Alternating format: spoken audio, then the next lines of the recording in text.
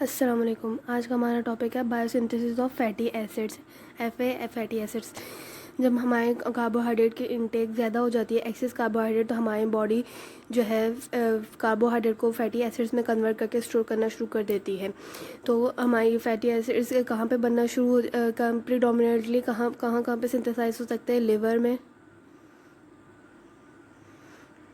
Kidney, adipose tissue,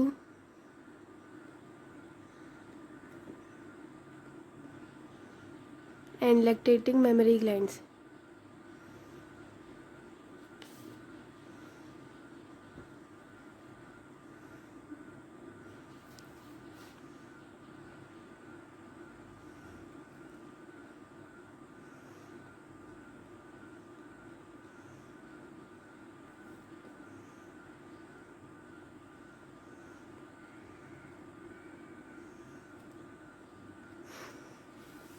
ये पूरा procedure कहाँ पे होता है? सिंथेसिस और बायो फैटी एसिड्स कहाँ पे बनता है? साइटोसोल में।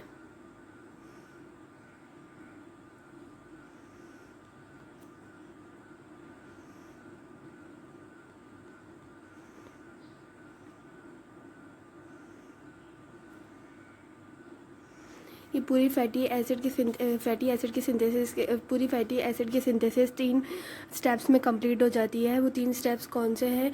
Production of acetyl coenzyme A,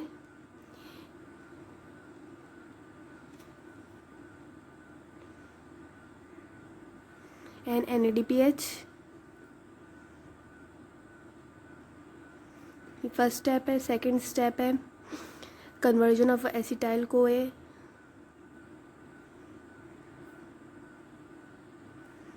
into malonyl co A.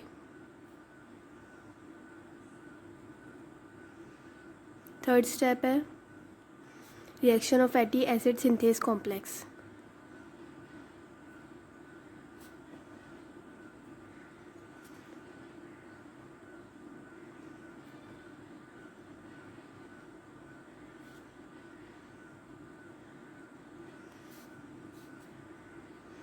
Fatty acid synthesis completed in 3 steps.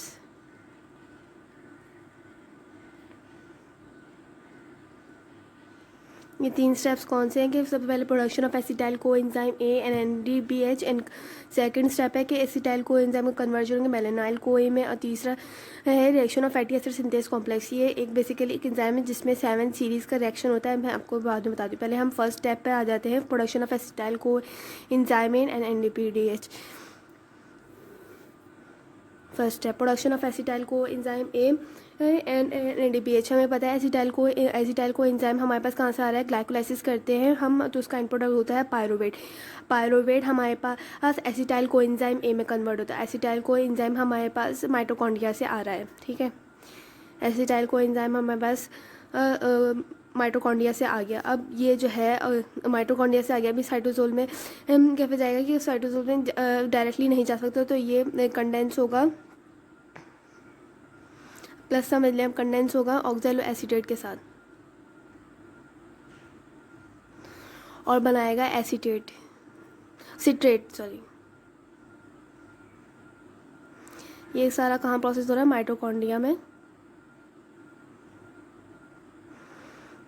चूँकि अब सिट्रेट बन चुका है, तो अब ये इसके माइटोकॉन्ड्रियल मेम्ब्रेन को क्रॉस कर सकता है, तो ये क्रॉस करके जाएगा साइटोसोल में।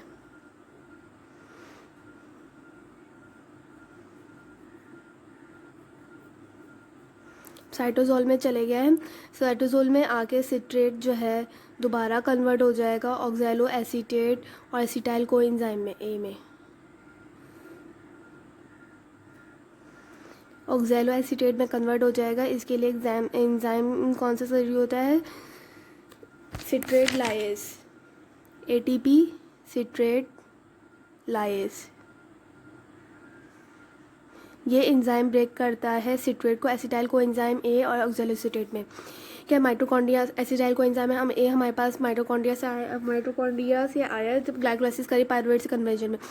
एसिटाइल को एंजाइम ए हमारा कंडेंस होगा ऑक्जेलो एसीटेट के साथ, तो सिट्रेट बनाएगा। सिट्रेट इसलिए बनाने के लिए माइटोकॉन्ड्रियल मेम्ब्रेन से पास आउट नहीं हो सकता डायरेक्टली।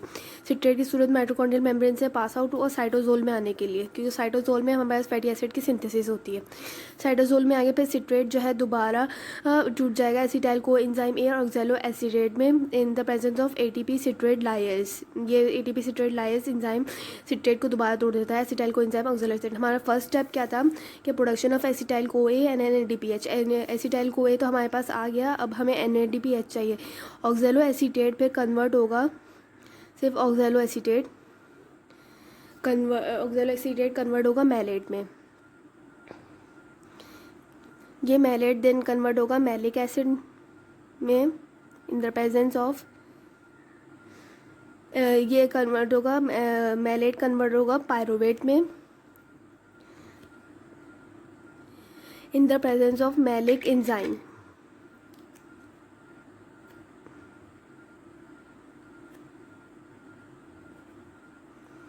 पायरुवेट में कन्वर्ट हो गया। अब पायरुवेट के TCA साइकिल में जाता है। TCA साइकिल में जाने के बाद हमें NADPH और CO2 मिलता है। पूरा साइकिल चलती है, उसके बाद हमें NADPH और CO2 मिलता है, मतलब कार्बन डाइऑक्साइड में। अब हमारा पहला स्टेप जो था प्रोडक्शन ऑफ एसिटाइल को एंजाइम में NADPH पूरा हो गया। हमें साइटोजोल में एसिटाइल को एंजाइम ए भी मिल गया है और NADPH भी मिल गया है। अब हम सेकेंड स्टेप पे जा रहे हैं, conversion of acetyl coenzyme A into malonyl coenzyme A.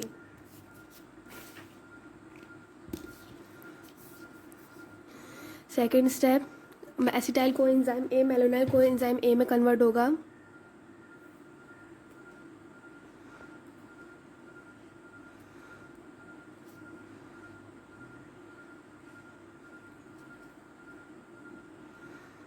in the presence of acetyl coenzyme A carboxylase।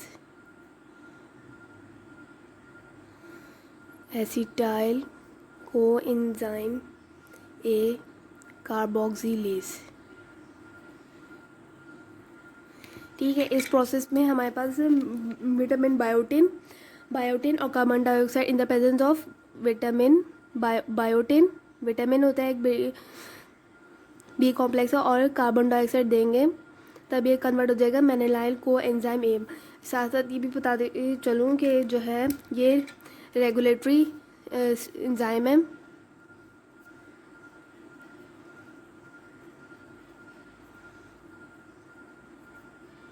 और इस स्टेप को रेट लिमिटिंग स्टेप या कमिटेड स्टेप भी कह सकते हैं। रेट लिमिटिंग स्टेप कह देते हैं हम, कमिटेड स्टेप भी कहलाता है ये। अब हमारा दूसरा स्टेप भी हो गया है कि हमें मेलोनाइल को एंजाइम ए चाहिए था, कन्वर्जन ऑफ मेलोनाइल को एंजाइम ए। फर्स्ट स्टेप में हमारे पास एसिटाइल को एंजाइम ए और NADPH मिला। सेकेंड स्टेप में मेलोनाइल को एंजाइम ए में कन्वर्ट। अब थर्ड स्टेप जो है याद रखिएगा, सब ये जो स्टेप्स हैं ये सारे साइटोजोल में हो रहे हैं। हमारे पास थर्ड स्टेप क्या था कि थर्ड स्टेप में हमें reaction of fatty acid synthase complex, ये है क्या fatty acid series of reaction है। इसके अंदर जो कि 7 रिएक्शंस होते हैं जो कि होते हैं फैटी एसिड सिंथेस कॉम्प्लेक्स में। अब पहले ये तो जान लेते कि फैटी एसिड सिंथेस कॉम्प्लेक्स क्या होता है। फैटी एसिड सिंथेस कॉम्प्लेक्स जो है दो हमारे फैटी एसिड सिंथेस कॉम्प्लेक्स में हमारे पास 2 मोनोमर्स होते हैं। ये समझ लें कि 2 मोनोमर्स हैं हमारे पास, एक में 6 एंजाइम्स होते हैं, हर मोनोमर में 6 एंजाइम्स होते हैं, 6 एंजाइम्स हैं। और दूसरे मोनोमर में हमारे पास ACP होता है। ACP क्या होता है, एसाइल कैरियर प्रोटीन जो कि बाउंड हो जाए 4-फॉस्फोपेंटेथिनीन में। ACP क्या है, एसाइल कैरियर प्रोटीन, ये अटैच होता है 4-फॉस्फोपेंटेथिनीन के साथ। ठीक है। Basically fatty acid synthase complex एक जो है डाइमर मॉलिक्यूल है जिसके अंदर 2 सब यूनिट्स हैं। एक सब यूनिट एक मोनोमर 6 इंजाइम्स हैं और दूसरे के अंदर एसाइल कैरियर प्रोटीन है जो कि अटैच होता है 4 फॉस्फोपेंटेथिनीन के साथ। इस पूरे को कहते हैं fatty acid synthase complex. Fatty acid synthase complex. अब हमारे जो तीसरे स्टेप में जो भी रिएक्शंस होंगे इसकी वजह से ही होंगे सारे, मतलब 7 रिएक्शंस होंगे जो कि रिपीट भी होंगे। कैस्केड ऑफ रिएक्शंस है वो सब फैटी एसिड सिंथेस कॉम्प्लेक्स की वजह से ही होंगे। ठीक है। अब यूकैरियोटिक और प्रोकैरियोटिक में बात कर लेते हैं। ये पूरा एक यूनिट की तरह पे काम करता है। ये यूकैरियोटिक में क्या होता है, मतलब ह्यूमन बींग्स में क्या होता है कि ये जो डाइमर मॉलिक्यूल है पूरा एक फंक्शनली एक तौर पे एक यूनिट के तौर पे काम करता है। बट इन प्रोकैरियोट्स में जो कि जैसे अमीबा वगैरह हो गए उन सब में ये अलग अलग मोनोमर के तौर पे काम करता है। ये एक मेजर डिफरेंस है जो कि पूछा भी जाता है अक्सर वाइवास वगैरह में। ओके, तो हम अब इसके रिएक्शंस पे आ जाते हैं फैटी एसिड सिंथेस कॉम्प्लेक्स की। जो हमें तीसरा स्टेप कर रहे हैं हम, फैटी एसिड सिंथेस कॉम्प्लेक्स क्या होता है। जैसे कि ये हमने डाइमर था हमारा, फर्स्ट डाइमर में हम सिस्टीन और ये जो है ACP एसाइल कैरियर प्रोटीन, इनके साथ एक थायल ग्रुप अटैच होता है।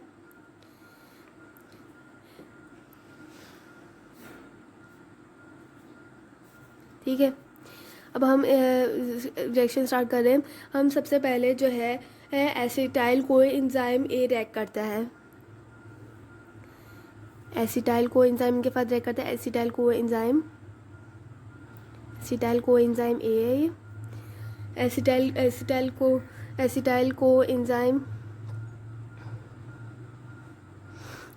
कोएंजाइम A है।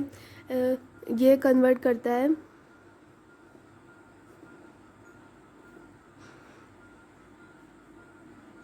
एसिटाइल कोएंजाइम A इसके साथ आके अटैच हो जाता है।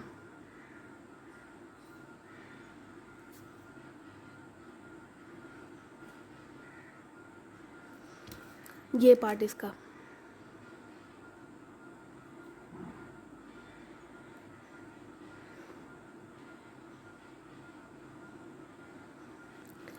एसिटाइल कोएंजाइम A का ये पार्ट इधर आके अटैच हो गया।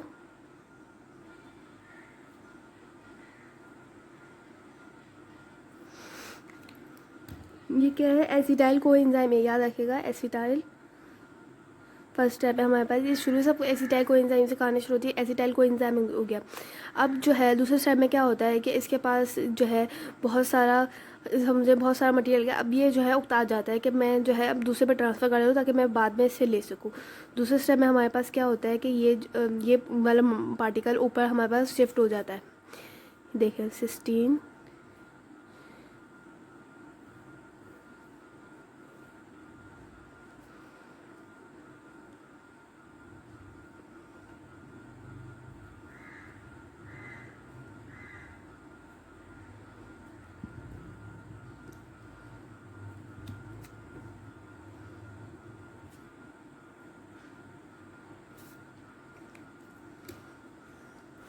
तीसरे स्टेप में क्या होता है हमारे पास, जो मेलानाइल कोएंजाइम A हमने सेकंड स्टेप में फॉर्म किया था, वो मेलानाइल कोएंजाइम A आके अटैच हो जाता है इसके ऊपर ACP पे, क्योंकि इसको बहुत लालच होती है ACP को कि सब मेरे पास आ जाता है। फिर युक्त आ जाता है, फिर सिस्टीन को हो जाता है। फिर अब जो है मेलानाइल कोएंजाइम A आके इस पर अटैच हो जाता है। मेलानाइल कोएंजाइम A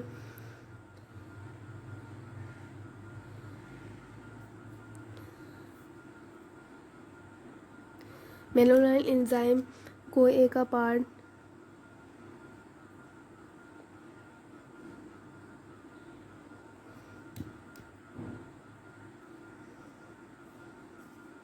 मेलानाइल कोएंजाइम A,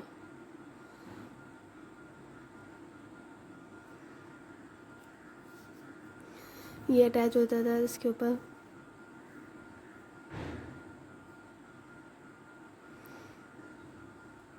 ये ऊपर वाला ऐसे ही रहेगा।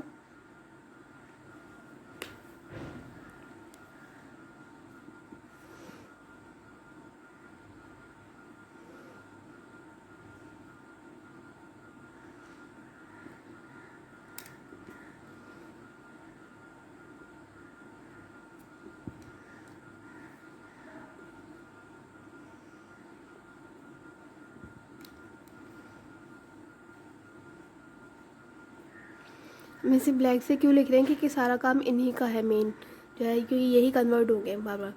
ठीक है, अब जो है हमारे पास ये जो है पूरा देखिए पूरे मेनोनाइन को एंजाइम ए आके अटैच हो गया।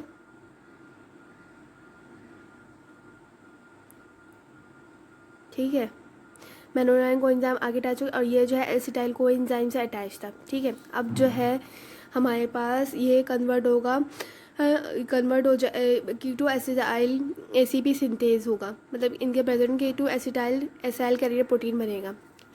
क्या होता है कि अब ये कीटो एसिटाइल ग्रुप में चेंज हो जाता है, सिस्टीन होता है कि अब इसके पास ये चाहता है कि मेरे पास ऊपर वाला भी आ जाए, इसके पास ये क्यों ठहरा हुआ है, क्योंकि ये इसने एसीपी ने इसको सिस्टीन को दिया था। अब ये एसीपी चाहता है कि ये वाला पार्टिकल भी इसके पास वापस आ जाए। इन दोनों के दरमियान रिएक्शन होगा, ये बॉन्ड बनेगा ये वाला, ये वापस कर दिया इसने एफ सिस्टीन। अब ये सिस्टीन के पास जा रहा है, एसीपी के पास जा रहा है, एसीएल कैरियर प्रोटीन के पास।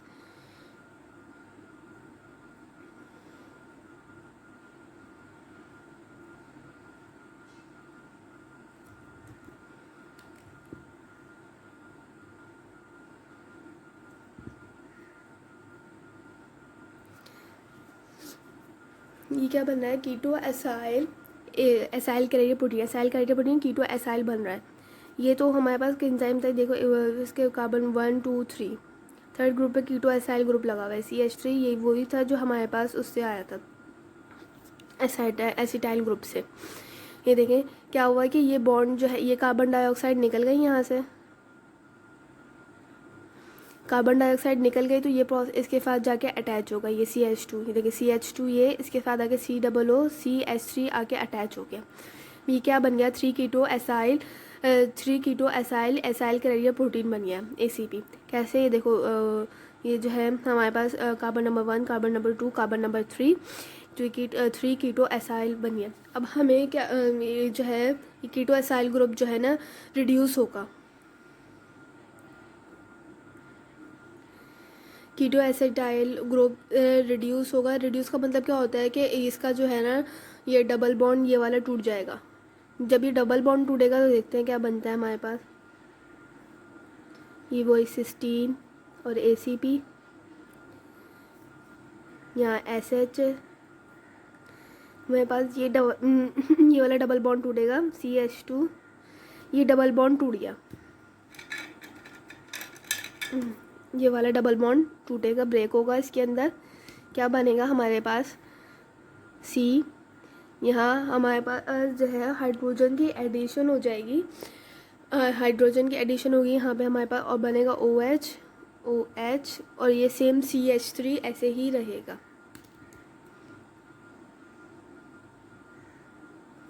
ठीक है, ये हमारे पास कौन सा ग्रुप बन गया, ये हमारे कीटो एसिटाइल ग्रुप की हमने रिडक्शन कराई है, ये बॉन्ड टूट गया। ठीक है, अब ये बॉन्ड टूट गया, इसके बाद जो है ना हमारे पास अब हम हाइड्रोजन की इसमें एडिशन होगी, हाइड्रोक्सिल ग्रुप यहाँ से निकलेगा, हाइड्रोक्सिल ग्रुप अब यहाँ से निकलेगा और यहाँ पे दोबारा डबल बॉन्ड बन जाएगा। बेसिकली हमें यहाँ से हाइड्रोजन निकालना था। ठीक है, इसका नेक्स्ट स्टेप देखें,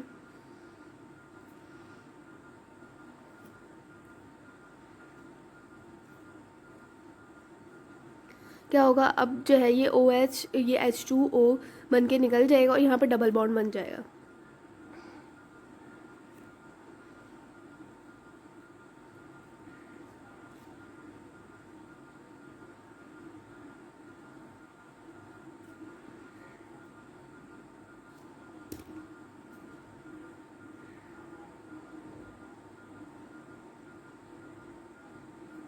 ठीक है, ये CH3 लिखा हुआ है, यही CH3 ऊपर वाला यहाँ पे आ जाएगा। ठीक है, अब जो है मैं वाटर भी निकाल दिया है हमने। अब जो है क्या होगा हमारे पास क्या होगा कि इसमें हमारे पास ये हाइड्रोजन भी निकल जाएगा। अब ये डबल बॉन्ड तोड़ना है हमें, बेसिकली ये डबल बॉन्ड अब हमें तोड़ना है। क्या होगा,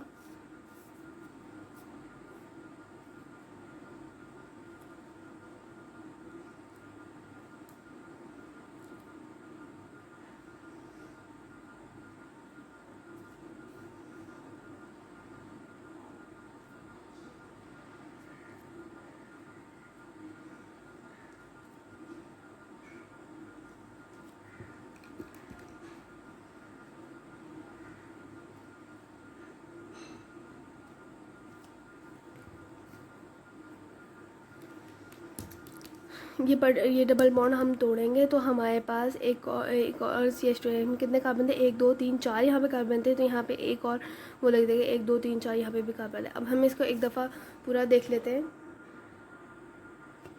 कैसे हो रहा है। फैटी एसिड सिंथेस कॉम्प्लेक्स के 2 मोनोमर्स होते हैं, 2 मोनोमर, एक में है सिस्टीन और एक होता है AC बेसाइल करने पर थायोल ग्रुप अटैच है। क्या होगा, सबसे पहले एसिटाइल को एंजाइम A आके अटैच होगा, जो कि हमने acetyl co enzyme first step में हमें एसिटाइल को एंजाइम A मिला था। ये एसिटाइल का स्ट्रक्चर देख लें, आगे अटैच होगा तो क्या होगा। ओके, ये टोटल पूरे 7 रिएक्शंस हैं जो कि फैटी एसिड सिंथेस कॉम्प्लेक्स में हो रहे हैं। तो हम स्टेप नंबर 1 एक बार रिवाइज कर लेते हैं। स्टेप नंबर 1 में क्या होता है, हमारे पास acetyl coenzyme A attach होता है, ये स्टेप नंबर 1 है।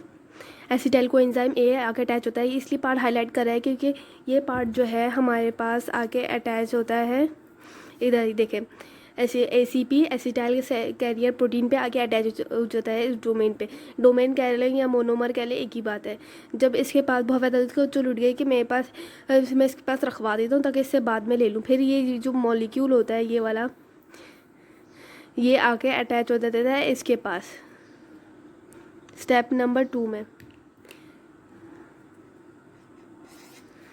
नंबर 2 में क्या होता है कि ये वाला पार्टिकल आके अटैच होता है इसके साथ, देखें सेम, ठीक है। स्टेप नंबर 3 में क्या होता है कि मेलोनाइल को एंजाइम A आता है हमारे पास, ये पूरा मेलोनाइल एंजाइम A का स्ट्रक्चर, ये वाला पार्ट आके अटैच हो जाता है ACP के, पूरा पार्ट आके अटैच हो जाता है ACP के, इसलिए हाईलाइट करें कि ये पार्ट आगे जाके जो है ना रिमूव हो जाएगा। ओके, ये देखें पूरा ये S और C इधर CH2 और ये पूरा पार्ट इधर आके अटैच हो गया, ठीक है। ये पहले से पार्ट होता है। अब जो है ना इसके पास जो है ना इसको फिर से लुट दिए ACP को कि इसके पास जो है सब कुछ है, मैं अपना इससे वापस ले लूँ, फिर जो है ये वाला पार्ट जाके इसके पास आके अटैच हो जाता है और ये निकल आता है, CO2 निकल आता है। ये स्टेप नंबर 2 था। स्टेप नंबर 3 में मेनोलाइल को एंजाइम आके अटैच हुआ। स्टेप नंबर 4 में CO2 निकल गया, यहाँ से बचा क्या, अब ये इसके साथ जाके अटैच, ये इसके साथ आके अटैच हो जाएगा सेम, ये देखो CH2 COOCH3 4 में CO2 निकल गया। अब स्टेप नंबर 5 में क्या होता है, स्टेप नंबर 5 में क्या होता है कि हमारे पास जो है ये वाला बॉन्ड डबल बॉन्ड होता है, ये टूटता है और यहाँ पे OH और H आके अटैच हो जाता है इन द प्रेजेंस ऑफ NADPH। अब हम इसको अगले प्रोसेस में बताते हैं कि कौन से यहाँ पे NADPH आता है या H+ आता है। ये बॉन्ड टूटेगा और इस बॉन्ड की जगह आ जाएगा OH और OH। अब जो है इसके बाद जो है 6 स्टेप में क्या होता है कि ये OH जो है बॉन्ड बना के H2O के तौर पे निकल जाता है वाटर के तौर पे। इसके अंदर देख लें, इस प्रोसेस में CO2 निकल जाता है, वाटर सॉरी,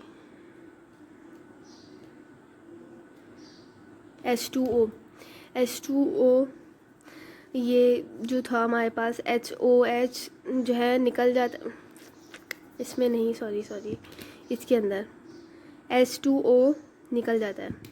ये देखें OH और H ने बॉन्डिंग करी और H2O निकल गया।